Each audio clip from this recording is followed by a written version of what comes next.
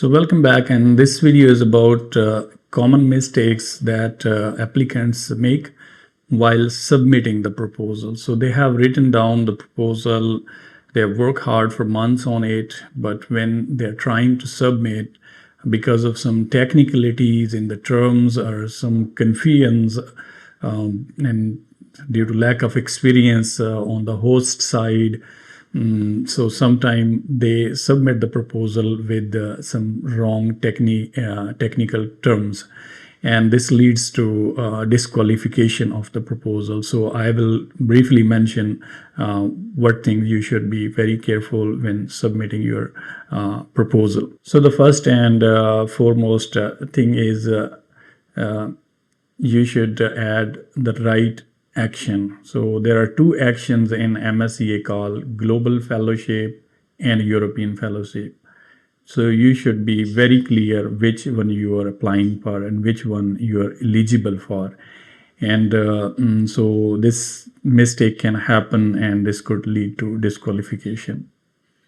And then associated partner for an outgoing phase for global fellowship is not located in third country, but it's located in Horizon Europe associated country. So it's for people who are applying for global fellowship. They should be very careful when selecting the outgoing phase. So that country should be located as a third country, not as an associated country. You can Google the list of associated countries for Horizon Europe, and you should not include that country for your outgoing phase.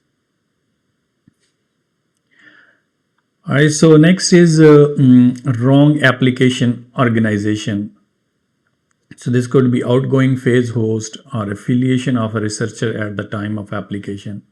So it could be different for real future host organization. So carefully select the future organization or your host organization, which is the main beneficiary in MSCA project.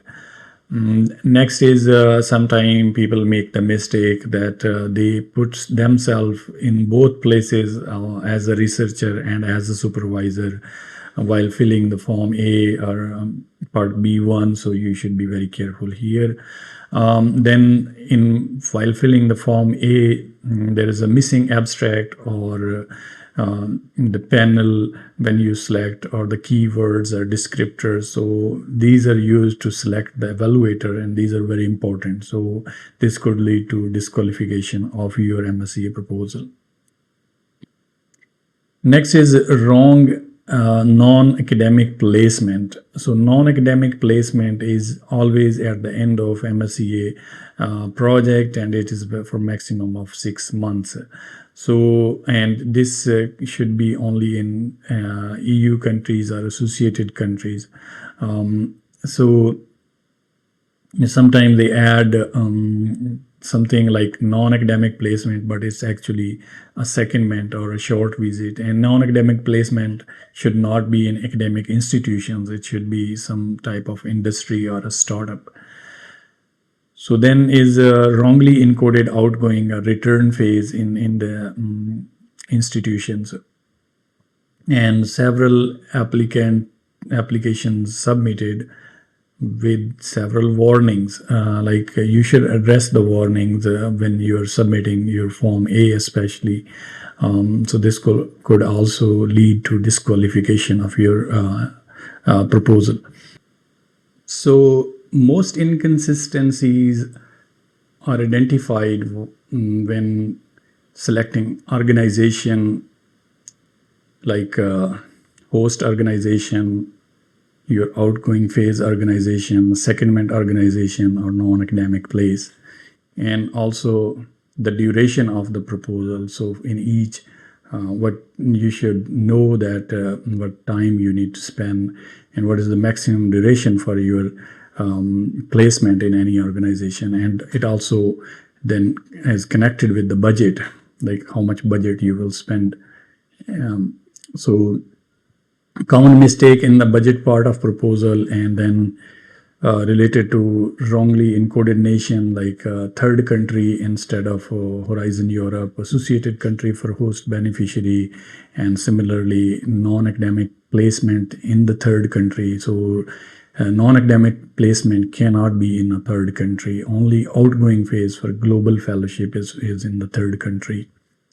And similarly, wrong duration of different phases like European fellowship duration, global fellowship outgoing phase duration, global fellowship return phase duration, non-academic placement duration. You should remember how much each duration could be for maximum period of time.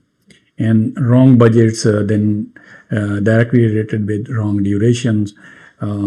Wrong country coefficient correction. So country correction coefficient is when you add the country, you add what correction coefficient is related. This could be on the EU website. You can Google it.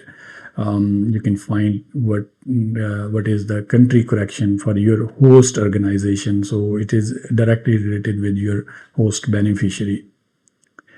And then secondment and short visits added as associated partner in Part A. So as I mentioned in another video that in Part A, you should not add secondment or short visit as associated partner. Associated partners are only non-academic placement and outgoing phase. So this sometimes also leads to disqualification of your proposal.